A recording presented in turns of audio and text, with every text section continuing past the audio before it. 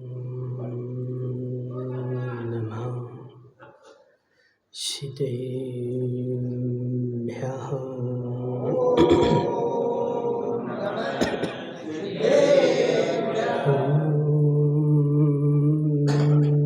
नमः सिद्धेभ्यः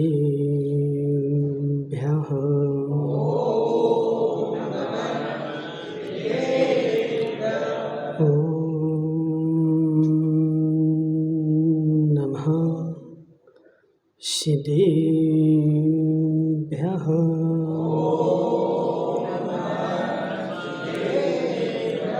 तज्जयति परं ज्योति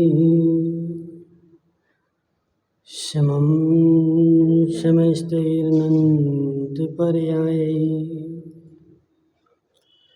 दर्पणतलविशकला प्रतिफलति पदार्थमालिका यत्र नमो अरिहन्ताणं नमो सिद्धाणं नमो आयर्याणं नमो अध्यायाणं नमो लोये सव्यसाहम्।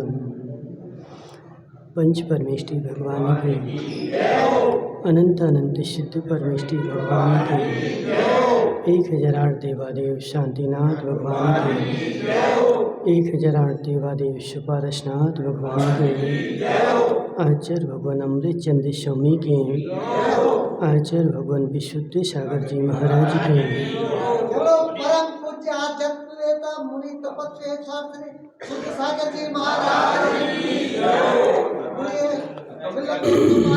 सागर जी महाराज की समस्त मुनि संत की मनुष्यों तीर्थंकर भगवान की दिव्य देशना शादवाद वाणी जयवंत हो। आचार्य भगवान अमृत चंद्र स्वामी परिग्रह परिमाण व्रत की चर्चा करते हुए समझा रहे हैं कि हे जीव, संसार में जीव का कोई शत्रु है तो है परिग्रह, और ऐसा शत्रु है इस परिग्रह जीव का कि अनंत काल से इसका साथ नहीं छोड़ा। एक छोटा सा परिग्रह, धर्मचंद जी शास्त्री, यदि तुम्हें किसी से शत्रुता निभानी हो उसको थोड़ा सा परिग्रह दे दो। संजय भाई, यदि किसी से शत्रुता निभानी हो उसको थोड़ा सा परिग्रह दे दो। नियम से तुम सबसे बड़ी शत्रुता उसी से निभाओगे। हे जीव, वह परिग्रह का जाल उसके ऊपर ऐसा डाला कि सारा जीवन हो जाए लेकिन वो उसी में लिपटा रहेगा। हे जीव, महावीर भाई, शत्रुता निभाने के 2 कारण होते हैं। तुम्हारा जो बेटा है ना, बेटा मित्र है कि शत्रु है? धर्मचंद जी शास्त्री, तुम भले कहोगे कि मेरा बेटा मेरा मित्र है, लेकिन तेरा बेटा तुम्हारा शत्रु है। कंस वशिष्ठ मुनि, कंस की पूर्व पर्याय क्या थी? वशिष्ठ मुनि 6 महीने के उपवास करते थे, 6 महीने के वशिष्ठ मुनि। लेकिन राजा उग्रसेन ने सारे नगर में ऐलान करवा दिया कि ये तपस्वी मुनि जब आहार को आएंगे तो मात्र मेरे घर में ही चौका लगेगा। राजा है, राजा की बात माननी पड़ेगी। सारे नगर में ऐलान हो गया कि जब मुनिराज आहार को आएंगे कोई नगर में चौका नहीं लगाएगा, मात्र किसके यहाँ चौका लगेगा? राजा के यहाँ चौका। वशिष्ठ मुनि एक बार आहार को आए, राजा कार्य में व्यस्त था। दूसरी बार आहार को आए, राजा कार्य में व्यस्त था। तीसरी बार आए, राज्य में आग लग गई थी। और वह 1 महीने के उपवास करके, ऐसे नहीं कि रोज आ गए, 1 महीने का उपवास किया, आहार के लिए गए। राजा राज्य कार्य में व्यस्त था, चौका नहीं लगाया। वही सारे नगर में घूम करके लौट करके और फिर अपने गांव जंगल में आ गए। फिर 1 महीने का उपवास कर लिया। दूसरे महीने में जब वो पारणा के लिए आए, फिर राज्य में देखा तो राजा जो था राज्य कार्य में व्यस्त था, किसी गांव में चौका नहीं लगाया। मुनिराज लौट करके फिर 1 महीने का, 3 महीने, ऐसे 6 महीने हो गए। और 6 महीने के बाद जब मुनिराज लौट करके जा रहे थे निराहार, तब रास्ते में किसी ने मुनिराज से बोल दिया कि यह राजा देखो कितना अत्याचारी है कि ना तो चौका लगा रहा है और ना किसी को लगाने दे रहा है। ओह, मुनिराज के कान में बात चली गई। मुनिराज ने निदान बंद कर लिया, यदि मेरे पास पुण्य हो तो मैं इसी राजा का पुत्र हूँ।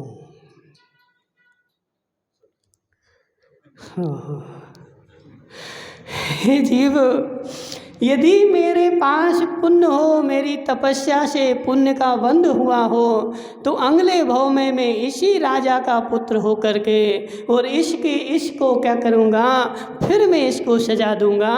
और वह मुनिराज कंस के रूप में उग्रसेन के देवी के गर्भ में जन्म हुए। लेकिन जैसे ही गर्भ में आए, शत्रु तो था ही, धर्मचंद जी शास्त्री शत्रु तो था। और इसलिए जैसे ही गर्भ में आया तो रानी को दोहला हुआ कि मैं नंगी तलवार में चेहरा देखूं। और क्रूर क्रूर जितने भी दोहले हुए वो सारे क्रूर क्रूर हुए। और जैसे ही जन्म हुआ तो उस कंस की जो भौहें थी ना, जुड़ी हुई थी दोनों। ज्योतिषी ने बोला कि हे राजन, यही बेटा तेरे दुख का कारण है, यह बेटा तुझे दुख देगा। और कंस के लिए संदूक में बांध करके और कहाँ यमुना में बहा दिया। वह बेटा जो जन्मा था ना, वह शत्रु था। ऐसे है छाबड़ा जी, देखो सत्य को तो सत्य मानना ही पड़ेगा। तुम्हारे बेटे के तुम शत्रु हो और तुम्हारा बेटा शत्रु है। महाराज ऐसी काहे कह रहे, महाराज ऐसी काहे कह रहे। ऐसे ही है ज्ञानचंद जी, तुम्हारा सारा जीवन निकल गया। ज्ञानचंद जी बेचारे ने रोटी नहीं खाई और भूखा रहा।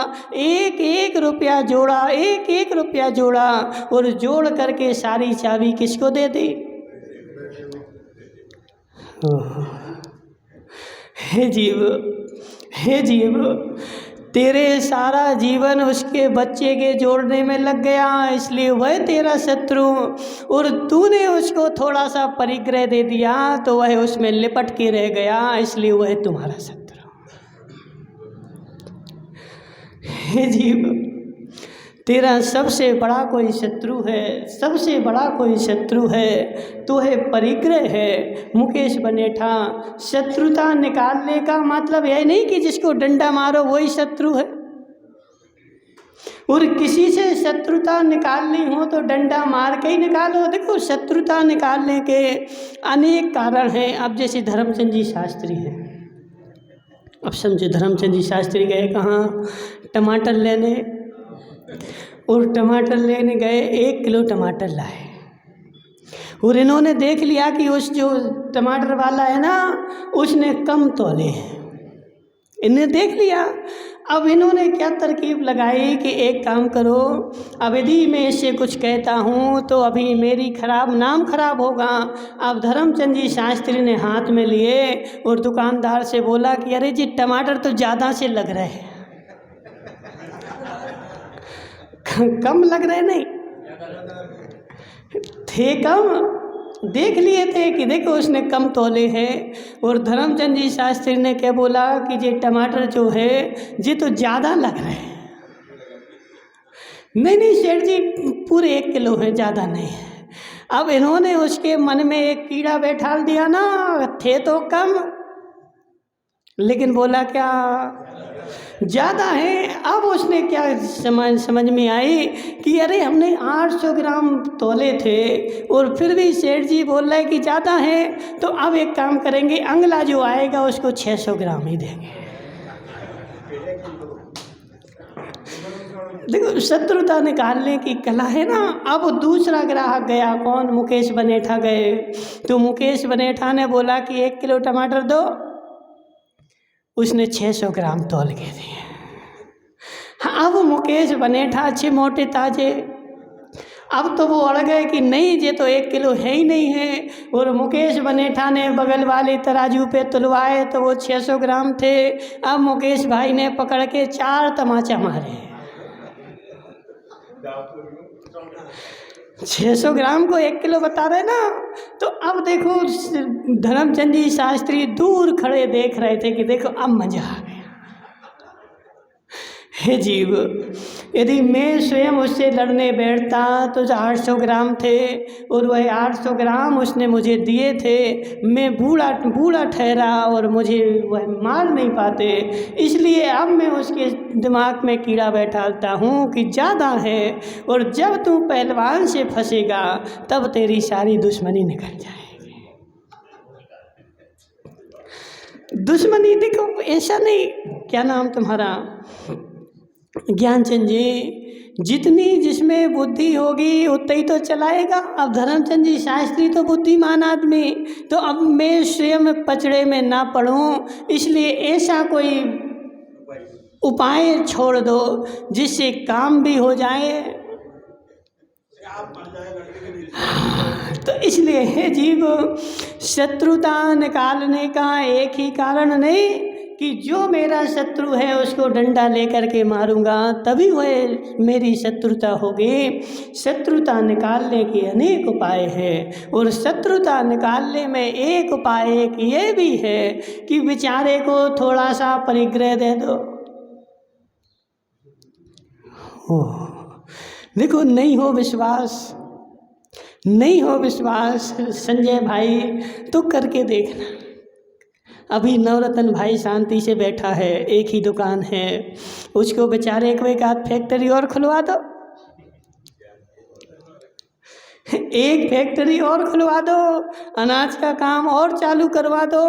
बेचारा सुबह 5 बजे से लेकर के और रात के 12 बजे तक बेचारा गाड़ी लेकर के घूमता रहेगा, और फिर बोलोगे संजय नवरत्न भाई दिखते ही नहीं, अरे काम इतना आ गया। समझो बात को, काम इतना आ गया, 1 मिनट की फुर्सत नहीं है। हे जीव, 1 मिनट की फुर्सत नहीं है, वह तेरा परिग्रह है, और वह तेरा परिग्रह जो है वही तेरा संसार में सबसे बड़ा शत्रु है। कब जन्म हुआ, हमने ऐसे लोग देखे धर्मचंद जी शास्त्री, ऐसे लोग देखे बेचारे 5 बजे उठते सुबह, और 5 बजे उठ करके जल्दी से मंदिर जाते हैं और भगवान को वो चावल दे आते हैं, जी पकड़ो भगवान चावल और हमारा काम शुरू। और 5:30 बजे बेचारे की दुकान खुल जाती। जंगल जाते ना हम तो खोले मिलते हैं। देखो महावीर भाई 5 बजे उठेगा, 5:30 बजे दुकान खुल जाएगी, और रात में 10 बजे तक बेचारा दुकान खोले रहेगा, और 10 बजे बंद करके सो जाएगा, और 5 बजे फिर उठेगा और फिर उस दुकान में बैठ जाएगा। हे जीव, सोच तो जरा, तेरा जीवन कहाँ है? पूरा जीवन घर और दुकान, घर और दुकान, और मर जाएगा बेचारा पूरा जीवन जी करके, लेकिन घर और दुकान के अलावा कोई तीसरी वस्तु देखेगा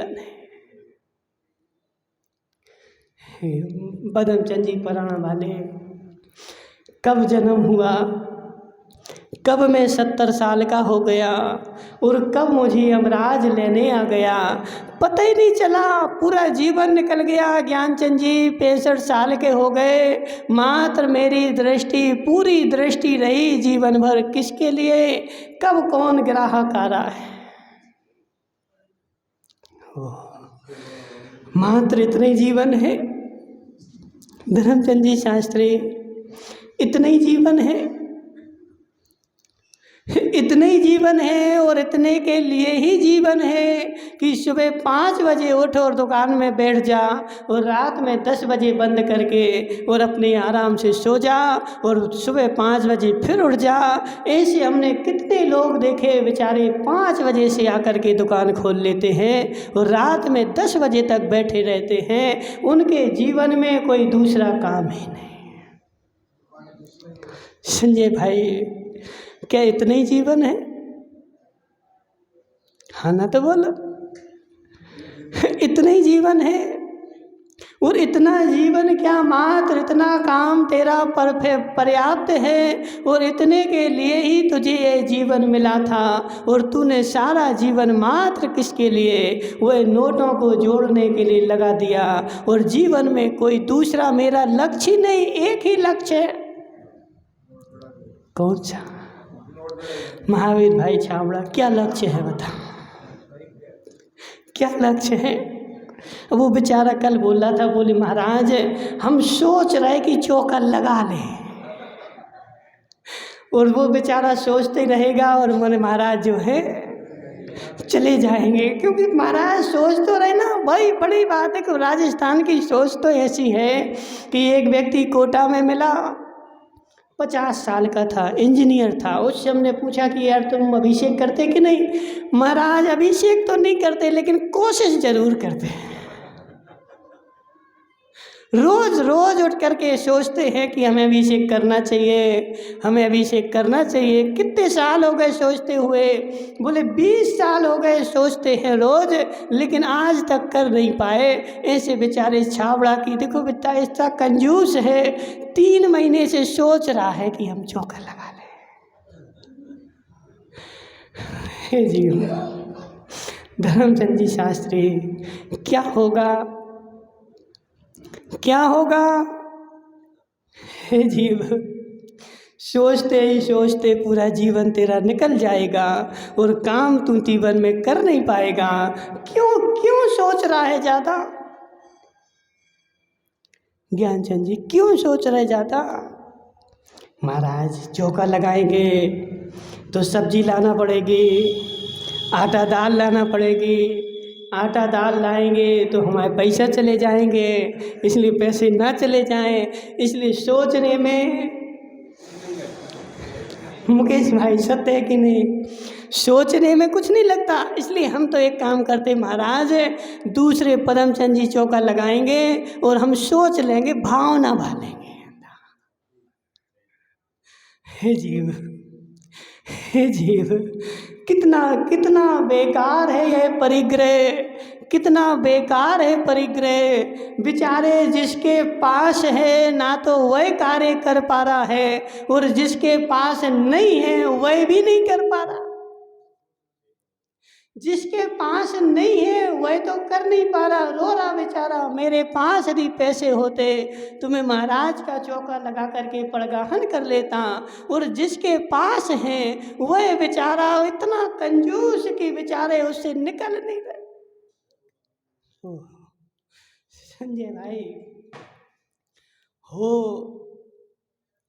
तब भी समस्या और नहीं हो, धर्मचंद जी शास्त्री, नहीं हो तब भी समस्या और हो तब भी समस्या। ये परिग्रह बेचारा, ये परिग्रह इतना इतना इतना खराब है कि जिसके पास है वह भी बेचारा गड्ढे में है और जिसके पास नहीं है वह भी बेचारा गड्ढे में है, रोड पे घूम रहा भिखारी। संजय भाई, रोड पे घूम रहा भिखारी क्या सोचता है? वो तुम लोगों ने एक वो कहावत सुनी होगी थी ना, नवनीत श्रमशु नवनीत, श्राप रत्नखंड श्राप का 4 में आती ना नवनीत। एक नवनीत श्रमशु था, श्रमशु मतलब मूंछ, बड़ी बड़ी मूंछें थी उसकी, तो उसको श्रमशु बोलते थे। बेचारे के पास कुछ नहीं था। धर्मचंद जी शास्त्री क्या खाता था? तो गांव में जाकर के घर घर में मांगता था। और वो पुराना ज़माना था ना, तो पहले घर घर में क्या था कि वो मठा भाया जाता था। तो छाछ जो होती थी वह फ्री में दे देती थी। तो वही घर घर में जाता था और मांगता था, तो हर घर में उसको क्या मिलती थी? छाछ मिलती थी। और बेचारा छाछ पी करके अपना जीवन गुजारा करता था। एक दिन वह बैठा था शांति से, अपनी छाछ पी करके मूँछों पे हाथ फेरा। मूँछों पे हाथ फेरा तो मूँछें, अब देखो आजकल तो मूँछें ही नहीं, हाथ क्या फेरोगे। अब पहले तो बड़ी बड़ी मूँछें होती थी ना, तो मूँछों पे हाथ जैसे ही फेरा तो उसके हाथ जो थे चिकने हो गए। क्यों? छाछ में थोड़ा सा मक्खन लगा था ना, तो वह मक्खन में घी था, तो घी से उसके हाथ जो थे चिकने हो गए। और जैसे ही हाथ चिकने हुए और बेचारे की बुद्धि चलने लगी और वह जाकर के बैठ गया। और उसने क्या सोचा कि अरे देखो, करोड़पति बनने का सबसे अच्छा उपाय कौन सा? मूँछों पे हाथ फेरो और मूँछों में जो मक्खन लगा है ना, उस मक्खन को जमा करो। वो दूसरे दिन से काम करने लगा। सुनो लंकेश भाई, दूसरे दिन से वो काम करने लगा। क्या? एक कटोरा उसने हाथ में ले लिया और हर घर में जाता और छाछ पीता।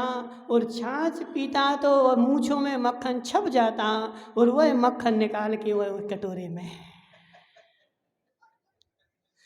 उस कटोरे में जोड़ने लगा। और ऐसे कर करके उसको महीने 2 महीने हो गए और उसके पास 1 किलो मक्खन हो गया। ठंड के दिन थे, 1 किलो मक्खन हो गया। उसने डबुलिया जो थी, एक ही कुटिया थी उसके पास, कोई बड़ा मकान तो था नहीं कि 2-4 कमरे हों, तो उसी कुटिया में नीचे लेटा था और ऊपर उसने उसे मक्खन की डबुलिया को ऊपर लटका रखा था।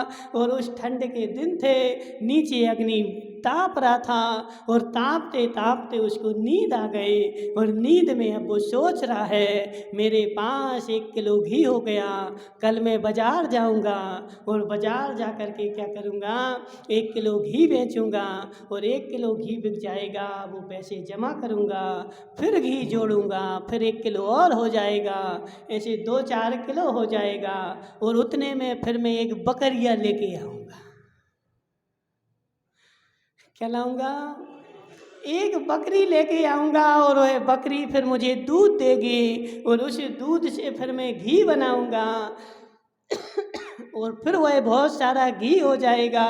उस घी को बेचने जाऊंगा और फिर एक गाय लाऊंगा, फिर एक भैंस लाऊंगा, फिर ज़मीन खरीद लूँगा, मैं करोड़पति हो जाऊंगा, मेरी शादी हो जाएगी, 4-6 बच्चे हो जाएंगे और बच्चे बुलाने आएंगे कि पापा पापा चलो मम्मी ने बुलाया है भोजन करने। और मैं कहूँगा कि नहीं जा रहा। वो दूसरी बार आएगा, पापा पापा चलो मम्मी ने बुलाया है भोजन कर ले, मैं नहीं जाऊंगा, एक लात मारूंगा, भाग यहाँ से। और उसने एक लात फटकारी और वह मटकी जो थी वह अग्नि में गिर गई। वह मटकी सारी घी की कहाँ अग्नि में, और अग्नि भभक करके सारी कुटिया जल गई। और बेचारा दौड़ा भागा, बचाओ मेरी गाय जल गई, मेरी भैंसें जल गई, मेरी पत्नी जल गई, मेरे बच्चे जल गए, बचाओ। सारा गांव आकर के इकट्ठा हो गया और बेचारे के ऊपर एक घड़ा पानी डाला कि अभी कल तक तो बेचारा छाछ मांगता था और आज इसके पास गाय भैंसे हो गई। उठ तू नींद से। और उठ उसको उठाया गया। अब उससे पूछा, काहे गाय भैंस?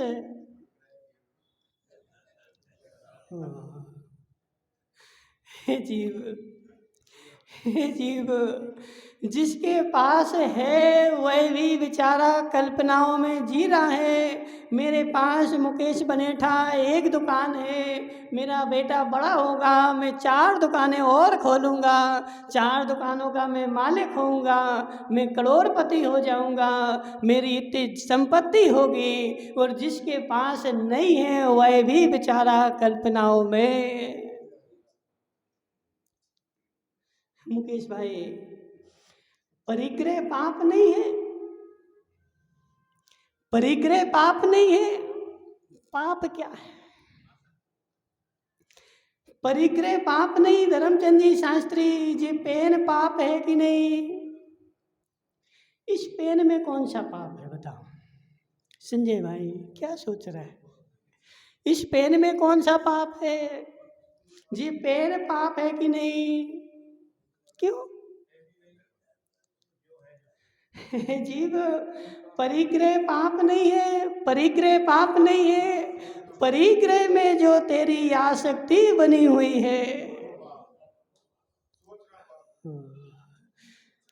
राजेश भाई छोड़ दो आज से सोचना। आज से सोचना छोड़ दो। छोड़ सकते हो क्या? महाराज महाराज नहीं छोड़ सकते, नहीं छोड़ सकते। इसलिए हे धर्मचंद शास्त्री, परिग्रह नहीं है वह भी बेचारा पापी, और जिसके पास परिग्रह है वह भी पापी। क्योंकि परिग्रह पाप है और परिग्रह परिमाण जो है वह व्रत है। अब परिग्रह परिमाण जिसने कर लिया उसके पास भी परिग्रह है, और जिसने परिमाण नहीं किया उसके पास भी परिग्रह है। लेकिन ऐसा भी हो सकता है कि जिसने परिमाण कर लिया उसके पास ज़्यादा है और बिना परिमाण करने वाले के पास कम है। संजय भाई, लेकिन जिसने परिमाण नहीं किया उसके पास कम है, फिर भी बेचारे को तीव्र पाप है। और जिसने परिमाण कर लिया उसके पास भले ज़्यादा हो लेकिन फिर भी उसको कम पाप है। क्यों मुकेश भाई, क्यों? लेकिन उस परिमाण का भी कितनी कट्टरता से तुम पालन करते हो संजय भाई। ऐसा नियम से होगा, जिस दिन तुम परिमाण करेगा उस दिन से तेरे पास संपत्ति आना ज़्यादा चालू हो जाएगी। ऐसा होता है। एक यहाँ माठ साहब थे अर्थुना में, वह माठ साहब ने नियम कर लिया था कि मैं इतने लाख से ज़्यादा नहीं रखूँगा। बोले महाराज, जब से मैंने नियम किया है तब से मेरे पास संपत्ति आना बढ़ गई है। देखो महावीर भाई पुराना वाले, परिमाण परिग्रह, गृहस्थ बिना परिग्रह के नहीं रह सकता। संजय भाई, गृहस्थ क्या, मनुष्य मात्र, संसारी जीव मात्र बिना खाए पिए नहीं रह सकता। खाना तो, यदि जीना है तो केवल ज्ञान होने के पहले पहले तक खाना तो पड़ेगा ही। लेकिन हे जीव, वही खाने की सीमा बांध, ऐसे यदि घर में रह रहा है तो तुझे परिग्रह तो रखना पड़ेगा। लेकिन उस परिग्रह का परिमाण कर कि मैं मात्र इतना परिग्रह से मेरा जीवन चल सकता है, और इससे ज़्यादा जो होगा वो बेटे का। ज्ञानचंद जी, सत्य है कि नहीं? सही बात जी, ये परिग्रह का परिमाण नहीं है, ये ढोंग है। धर्मचंद जी शास्त्री, ये परिग्रह का परिमाण नहीं है, ये ढोंग है।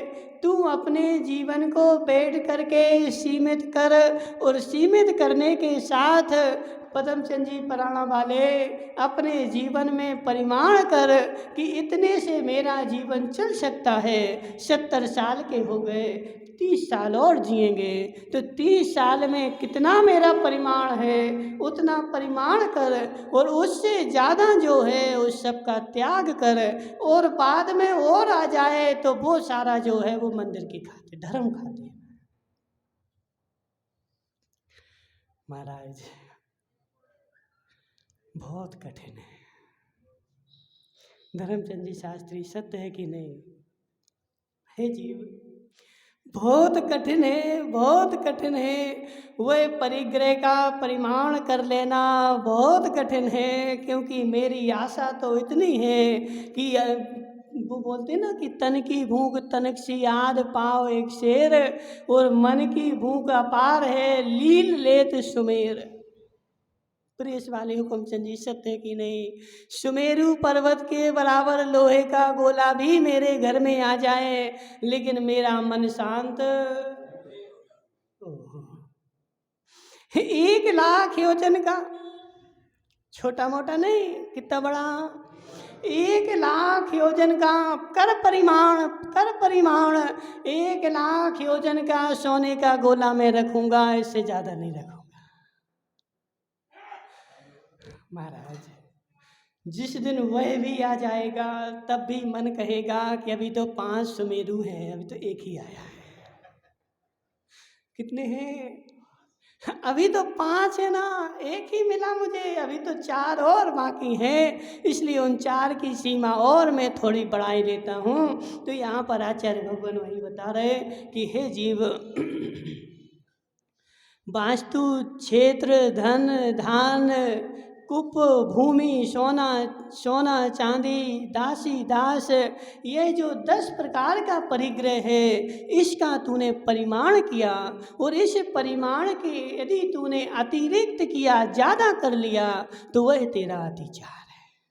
और अतिचार कब लगते हैं? संजय भाई, अब संजय भाई ने जैसे माना कि 100 करोड़ का परिमाण कर लिया, मैं अपने जीवन में कितना धन रखूंगा? 100 करोड़, बस, इससे ज़्यादा नहीं रखूंगा। अब जब 100 करोड़ का परिमाण किया और 100 से 101 करोड़ हो गए, अब मन में लालसा आएगी, यार 100 करोड़ तो बहुत कम होते हैं। इससे बहुत सारे लोग आते, बोले महाराज इतने तो देखो हमने 2 किलो सोने का परिमाण किया था और प्रतिमा ले ली थी, लेकिन अब वो 2 किलो सोना तो कम पड़ रहा है जी है। हुक्मचंद जी, एक सोने का मंदिर बनवा दो, सोने की प्रतिमा बनवा दो, 4 किलो आ गया ना इकट्ठा। अब तुम्हारा परिमाण है 2 किलो का, अब 2 किलो जो इकट्ठा एक्स्ट्रा आ गया ना, वो 2 किलो की एक मूर्ति बनवाओ सोने की और मंदिर में जाके विराजमान कर। देखो, व्रत तो व्रत है, इसलिए परिग्रह का परिमाण करना, क्योंकि जब तक तू परिग्रह का परिमाण नहीं करेगा तब तक तू व्रती नहीं हो सकता। इसलिए इतना परिमाण कर ले जितने में मेरा जीवन चल सकता है, इस जीवन में मेरा गुजारा हो सकता है, और उससे ज़्यादा एक्स्ट्रा जो भी आए वह सब सारा दान का। राजेश भाई जोला, तो हे राजेश भाई जोला, यदि नहीं होगा तो स्वर्ग के भरोसे मत रहना। किसने? कौन? हे जीव, हे जीव, इन मायाचारी करने से काम होने वाला नहीं है। इसलिए हे राजेश भाई जोला, जिसके परिग्रह का परिमाण नहीं है वह जीव स्वर्ग की आकांक्षा मत करना। देखो, कहने से नहीं होता, हमने भगवान की पूजन कर ली, भगवान को ढारे आए तो हमें तो स्वर्ग नियम से मिलेगा, नहीं मिलेगा। क्योंकि नरक जाने का कारण क्या है? वैवारंभ परिग्रहत्वम नारकस्य उत्साह, बहु आरंभ बहु परिग्रह तेरे नरक आयु का कारण है। और बहु आरंभ बहु परिग्रह तब तक चलेगा तब तक तू परिग्रह का परिमाण नहीं करेगा, और परिग्रह का परिमाण नहीं किया, तेरा मन बोल रहा है 3 लोक की संपत्ति मेरे खाते में आ जाए, भले नहीं आए लेकिन पाप का बंध तो तेरा चल रहा है।